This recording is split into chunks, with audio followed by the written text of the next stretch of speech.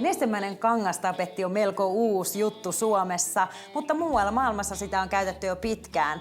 350 vuotta vanhasta japanilaisesta keksinnöstä on kysymys. Ja nimensä mukaisesti se todella sisältää kangaskuituja, tänne lisätään vettä, siellä on liisteriä, mitään muuta ei tarvita ja se on valmista käyttöön.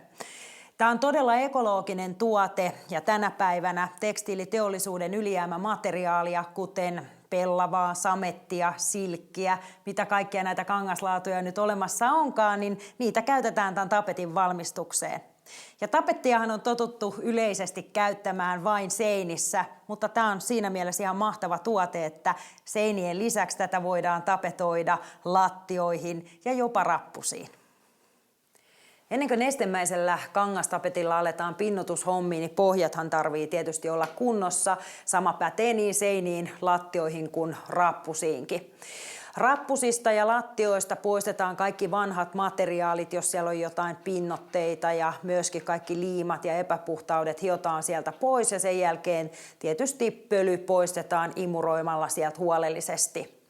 Lattia- ja rappusten työohjeet poikkeaa hieman seinän työohjeista, eli sinne tarvii vetää pohjille aina primeri, ja tässä kangastapetissa on näihin hommiin ihan oma primerinsa.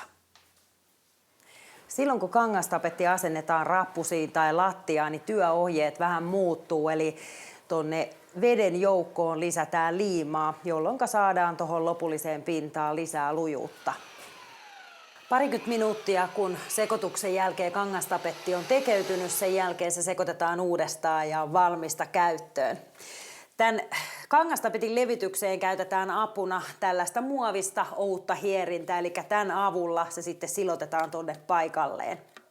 Jos täältä rapusta puuttuu vähän kulmia, on tämmöisiä kulmia, niin näitä ei tarvitse erikseen lähteä paikkailemaan, koska tällä kangastapetilla voidaan tehdä jopa 1,5 senttiä paksua kerrosta, niin silloin saadaan näistä askelmien päistä siistit ja suorat.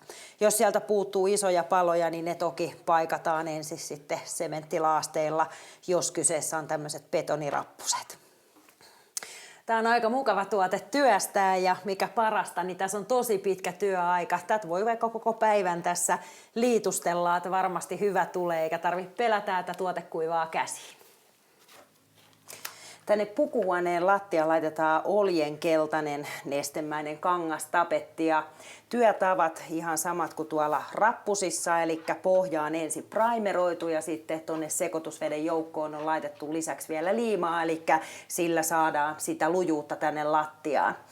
Ja heitetään pieniä täppiä tuonne lattiaan ja sen jälkeen tällä muovisella hiertimellä tämmöisin niin kuin loivin liikkein levitetään se tänne lattiaan, eli taas vältetään sitä, että nostetaan lastaa liikaa pystyyn tai tehdään hiertäviä liikkeitä.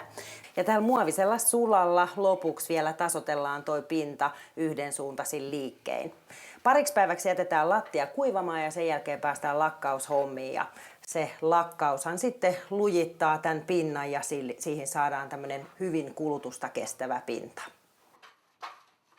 Näihin lattiapintoihinhan me levitettiin tämä kangastapetti kauttaaltaan, mutta yhtä hyvin tänne voisi tehdä vaan pelkästään ikään kuin maton kulkemaan keskellä lattiaa, ettei tarvitsisi levittää tätä kauttaaltaan lattioille. Tässä kohteessa ollaan käytetty useita eri värejä myöskin, eli täällä on oljenkeltaista, harmaata ja sitten noissa rappusissa on valkoista väriä. Lopullisena hommana tämä lattiapinta ja rappuset vielä lakataan. Ja tuote, jota tähän käytetään, kuuluu tähän tuoteperheeseen, eli se on tämmöinen vesiohenteinen lakka, akryyli, silikoonipohjainen tuote.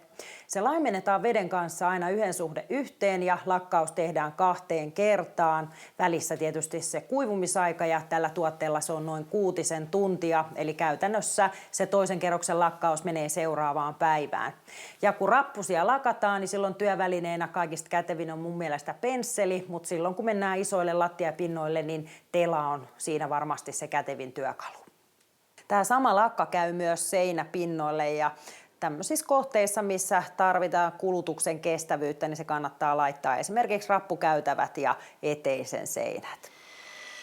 Ja nyt taas vaan paljussa uutta kangastapettia sekoittelemaan. Annetaan sen hetkisen siellä sekoituksen jälkeen tekeytyä, sekoitetaan uudestaan ja sen jälkeen lähdetään asentaa sitä tonne seinään. joka onkin tyypillisin käyttökohde kangastapetille. Nyt kun tästä kangastapettia levitetään tänne seinään, niin ihan samat työperiaatteet kuin tapetoitaisiin normaali tapetillakin. Eli jos siellä on kipsilevy pohjalla, niin se pitäisi ensin maalata ennen kuin lähdetään sinne tapetointihommiin. Ihan sen takia, että tämä menekki pysyy kurissa, sekä jos joskus haluaa poistaa tämän kangastapetin täältä, niin se lähtee sillä lailla, että toi kipsilevy siellä taustalla ei sitten rikkoonnu. Ja jos tämän tosiaan joskus haluaa pois ottaa, niin se tapahtuu niin, että sumupullolla vedellä kostutetaan tämä kangastapetti ja sen jälkeen se kaavitaan sieltä pois. Jos taas siinä asumisen aikana tähän tulee jotain, vaikka punaviiniä kaatuu tuohon lasillinen valkoiselle pinnalle ja siihen jää ikävä läntti, niin ei hätää, se vaan sumupullolla kostutetaan, kaavitaan sieltä pois ja uutta kangastapettia tilalle. Ja nyt kun tätä tänne lähdetään tekemään, niin kauhalla heitellään tuommoisia pieniä täppiä tuonne seinään ja sitten lähdetään tämän muovihiertimen kanssa sitä sinne levittelemään. Ja tätä liippaa pidetään pienessä kulmassa, kun levitetään kangastapettia seinään, eli ei hieretä eikä nosteta sitä pystyasentoon, muuten se kangastapetti lähtee sieltä pohjaa myöten pois.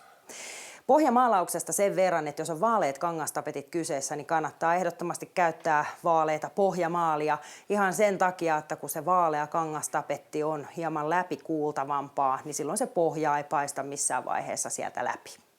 Tämä on siinä mielessä mukava homma, että kun tässä on tämä pitkä työaika, että ei tarvitse lähteä niin kuin reunasta etemään ikään kuin vuota kerrallaan, vaan ihan vaikka keskeltä seinää lähtee tätä tekemään ja tästä saadaan todella saumaton ja hyvännäköinen lopputulos. Sen lisäksi, että tätä kangastapettia voi asentaa lattioihin, seinille, rappusiin, niin jopa kattoon tätä voi asentaa. Ja katossa sen verran, että se kannattaa aina primeroida, koska se helpottaa sitten sen tuotteen leviävyyttä ja näin ollen helpottaa sitä asennustyötä. Tämä materiaalimenekkihän määräytyy sitten tuotteen eli sen kuosin mukaan sekä sitten kuinka ohkaiseksi kerrokseksi sen saa tonne kattoon tai seinään painettua. Keskimäärin semmoinen 3-5 neliöä yhdellä pussillisella tekee. Kun tähän nestemäisen kangastapetin maailmaan sukeltaa, niin se todella vie mukanaan. Heti tulee semmoinen olo, että on miljoona paikkaa mielessä, missä tätä haluaisi käyttää.